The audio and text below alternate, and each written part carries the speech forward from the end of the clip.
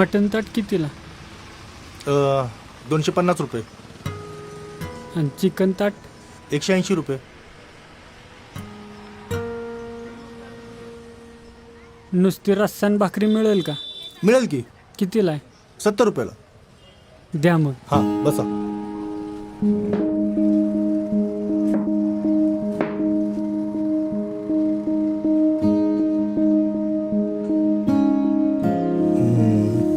कसलं तरी अडचण ते वाटतं.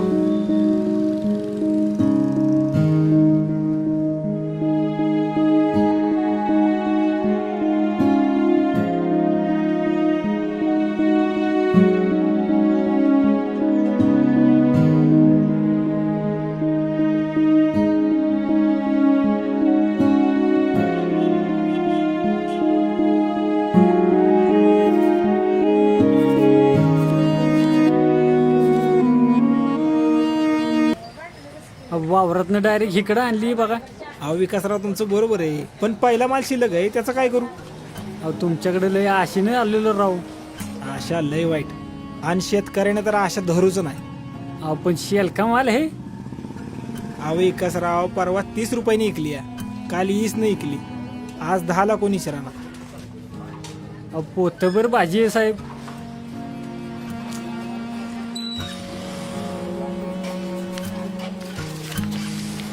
हा एवढं घ्या. ती पोतं आणा.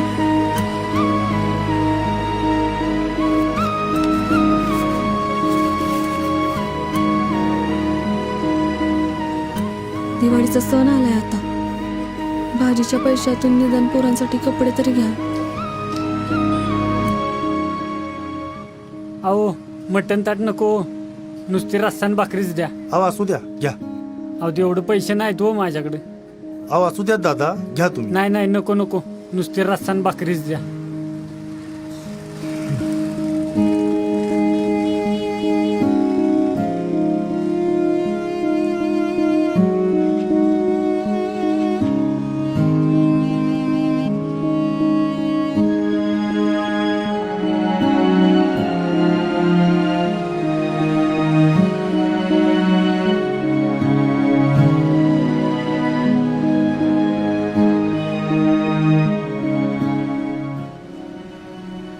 अहो आता पीस कशाला?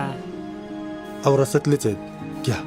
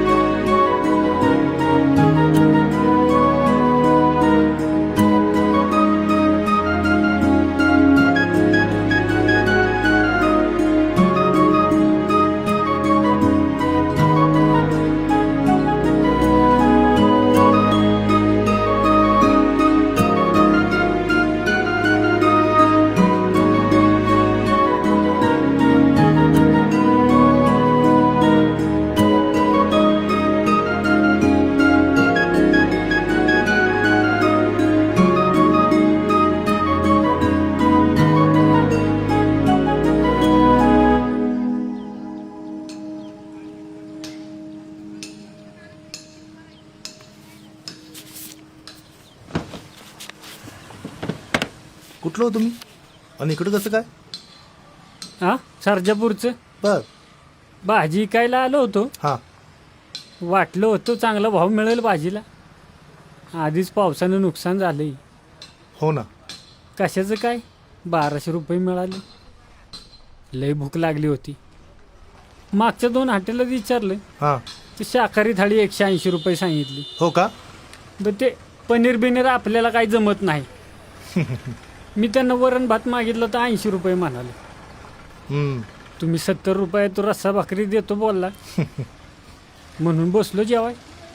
200-300 रुपये जेवाय घालवायला एवढं पैसे नाहीत व शेतकऱ्याकडे. दिवाळी आली आहे, पोरं बी मोठी व्हायला लागलेत. 5-10 हजार रुपये खर्च आहे. अहो ह्या वाचलेल्या 200-300 रुपयातनं 3-4 दिवसाचं पेट्रोल भागेल माझ्या गाडीचं. अहो बरोबर आहे तुमचं. अहो आम्हाला पण कळतंय की. पण ठीक आहे, मग आलात तर या इकडं मग.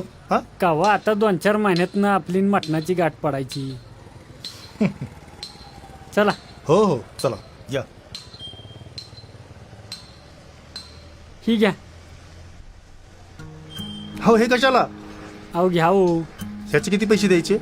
काय राव साहेब, मी नको म्हणले तरी तुम्ही रश्यातनं मला मटण आणून घातलंच की जेवायला. माहित नाही होय मला. अहो, पण अहो, ते- शेतकरी आहे मी. अहो तसं नाही. अहो नुसतं काम फुटलं तर त्याला धान येईल का नाही ही ओळखणारी माणसं आम्ही.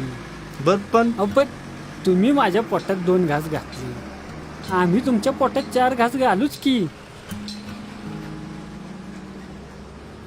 पण काय शेतकऱ्याला ह्या जगानं काय अजून ओळखलं नाही. येतो. चाल